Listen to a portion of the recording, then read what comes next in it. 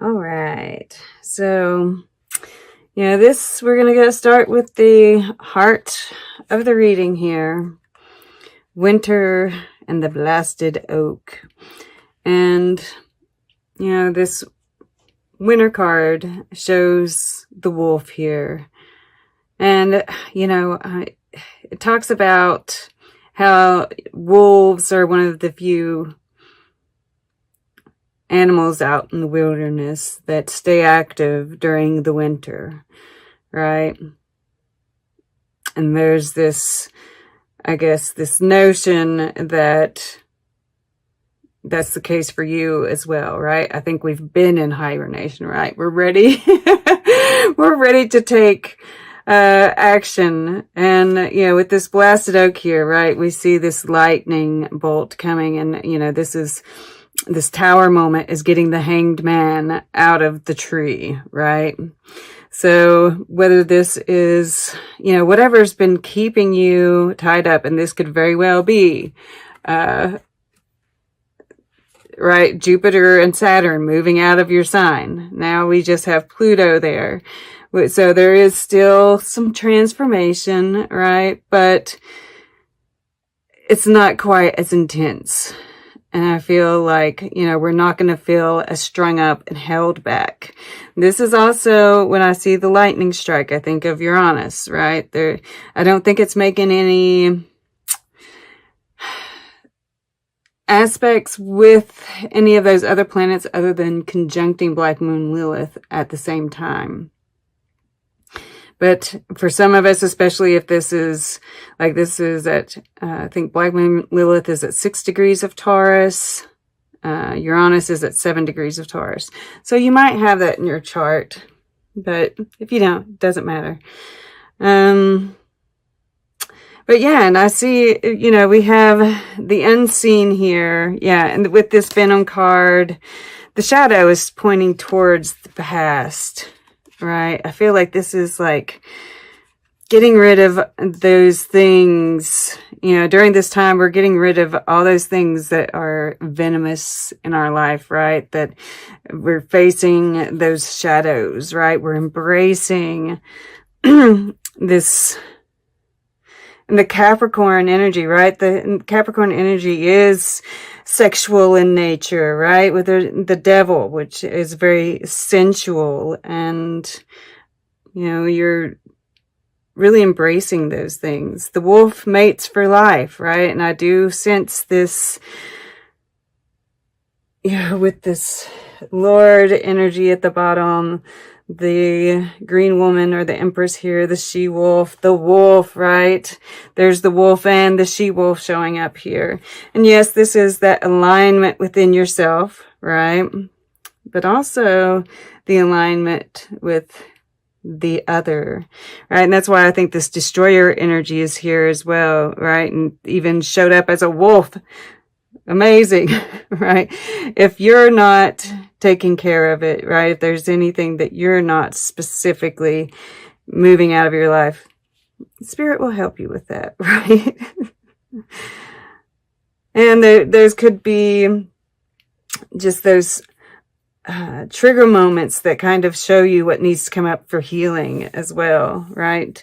Destroying, and I want to go here first to the subconscious, because I think this is destroying that past karma, right? Burning up past karma. And we see the butterfly here. I feel like in our sleep this is happening. We're probably having dreams of past lives. We could be having, some kind of troublesome dreams too, which I don't necessarily see here, but it's just kind of, like with this destroyer energy, it kind of comes with the territory. I don't think there'll be that many. I don't think it's going to be like anything that's really distressing. Just be aware, because Neptune, what it's doing during this time period can bring up some, can cause us to kind of question our purpose, question, make us insecure, all of that. So yeah, I'm looking at these 4 corners here. And that Grand Cross, which isn't a true Grand Cross, but there's a Grand Cross happening at the time of this, and it includes Neptune, it includes the North and the South Node, and it includes Vesta and Virgo, which is where that insecurity. And we're going to be a little bit too focused in on the details. So just be aware of that, right? But, you know, him showing up here, I'm really getting, like, I started thinking about the movie The Right Stuff, and there is a new series on Disney, which I haven't watched myself. I just know that it's there, but it's about one of the first missions to the moon and such. And I don't know how it happened that some of those astronauts visited one of these Aboriginal tribes in Australia, and they were like, yeah, we've been out in outer space. Yeah, we, you know, their elder had been, and there was a problem with the space capsule. I can't remember exactly what it was, but they're talking about it. And in the movie, they show this Aboriginal tribe, like, doing, because they were going to, you know, help him, right? That was part of their talk with the astronaut. And I don't know if the elder got some vision that he needed help, but they start doing this, I guess some kind of tribal dance, a ritual, and they have this bonfire going, and they're blowing up the fire, and these sparks are flying up and then up in space. You know, in the movie they show it happening, you know, in real time, right? These are happening at the same time. I don't know that would be the case, but this is true fact that he was seeing these, like, sparks, and he kept on saying it's like a bunch of lightning bugs, and it continued for an hour or so, right? It wasn't just a few seconds, a few minutes. It was quite a length of time. And they still don't know what it was. But I just, you know, I feel like this help is being given to you. And I think it's going to show up in magical ways in your reality. So stay open and watch for those kind of, like, small miracles, right? But if you do meditation, you're connecting. There's healing. There's healing done to the DNA, right? And then, this is so beautiful. I just love to see you wearing this energy, right? The destroyer, the wolf, the primal aspect of yourself, right? That Black Moon Lilith, the shadow feminine, completely embracing it. And this just makes you more divine, right? With this green woman here, right? We see this, like, image here, which, once again, you know, it's like just being completely open with that sexuality, that part of you. And there's this kind of, you know, the mystic was down here in the underneath this Eros, right? The mystic. So it's like this, you're making this potion. Yeah, I really get, like, some witchy vibes here, some, you know, and even if you're not, you know, just, you don't have to be to have that kind of earthy, sensual, like, mixing a concoction. You know, this is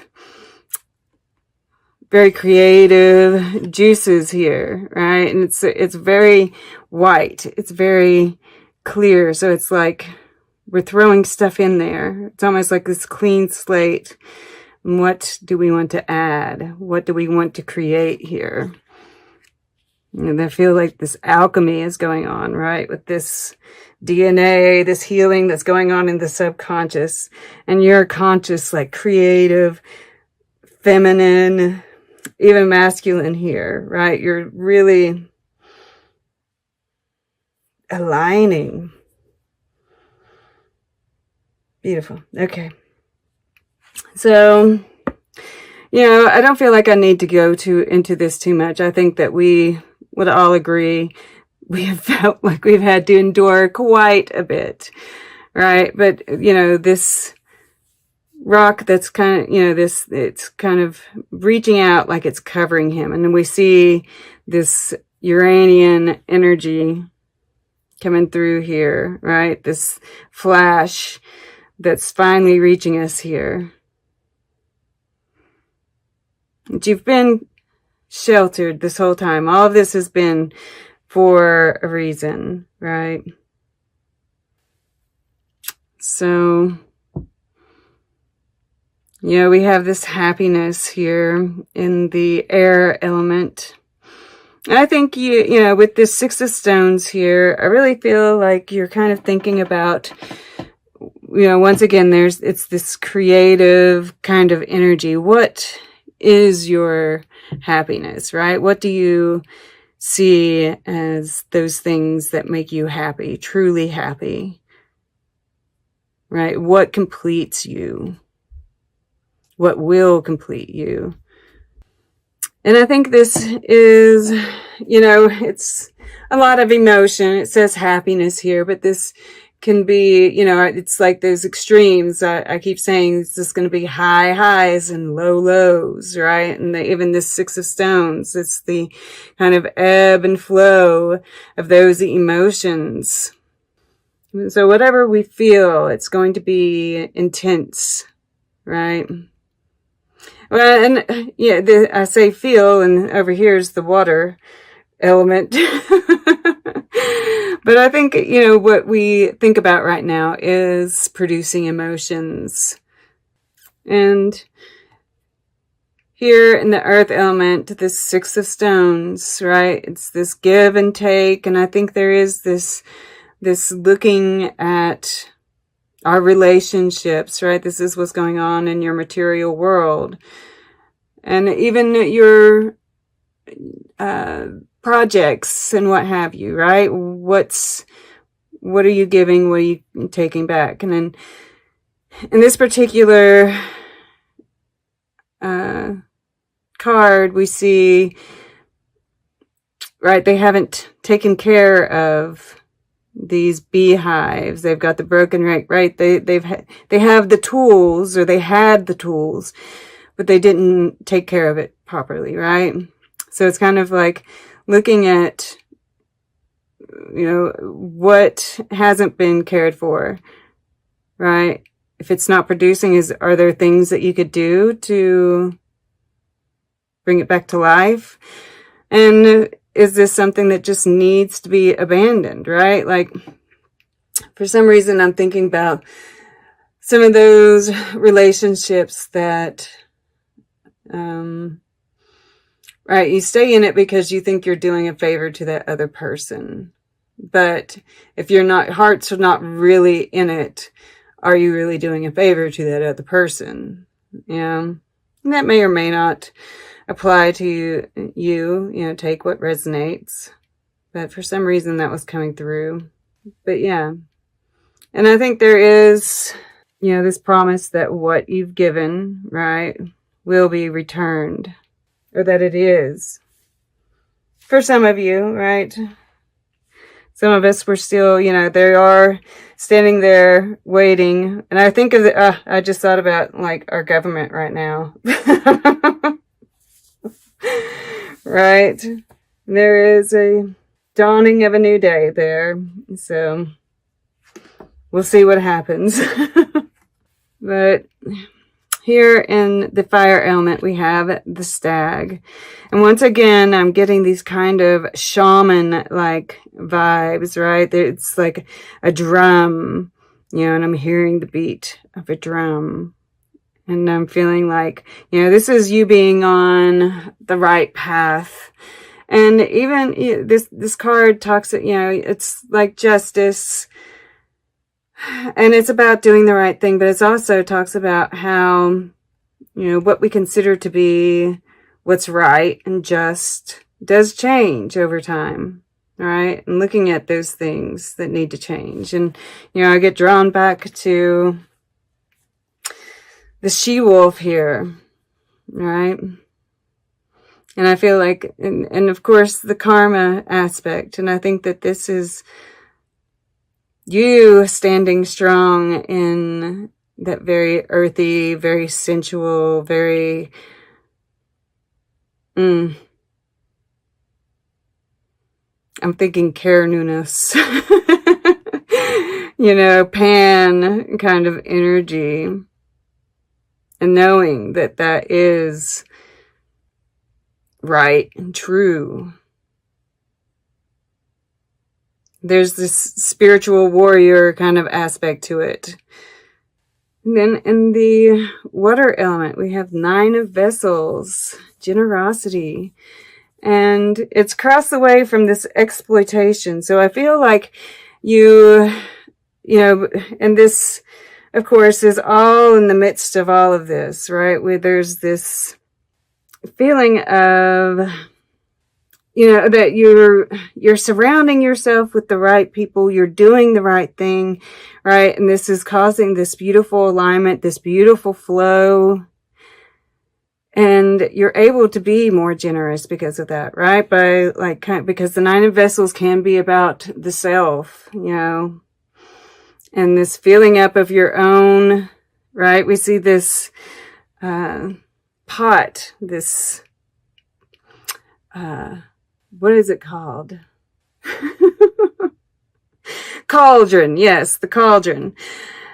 And you're filling it up and it causes you to be able to be more generous. And that is because you are getting rid of those people around you that are stripping you of your energy. Right? And it just gets filled up over and over and over. Yeah, this second week here, I see you taking some action, right? Because this is the action is right there, just and right action. And I feel like this is really a result of this kind of evaluation and aha moments. And then we have, you know, the 7 of stones, healing, and in the future. And, you know, this is the green woman again. We see her represented here. And I feel like this is healing on a lot of, you know, I feel like this is harvest, right? And healing in the fact that you're starting to get some return, right? You're starting to see the fruits of your labor in many different aspects, right? And the healing on the spiritual level, you know, this figure here is still lying down, and I'm thinking of this emperor, you know, energy here. And they even kind of look a little alike, don't they? A little bit. But, you know, that emperor is still kind of healing. But, and I really feel like that's kind of the internal emperor. Well, you know, in all of us, that feminine is really strong and vibrant, and she's helping to heal the emperor, the wounded warrior, right? Where we've been on this road for so long. I feel like we're getting a reprieve. We're getting a time to see the fruits of our labor and sit back a little bit, not have to work so hard.